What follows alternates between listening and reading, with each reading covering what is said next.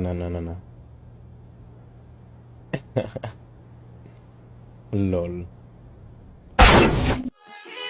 It cool, what's the name of the club? I can't remember, but it's alright, just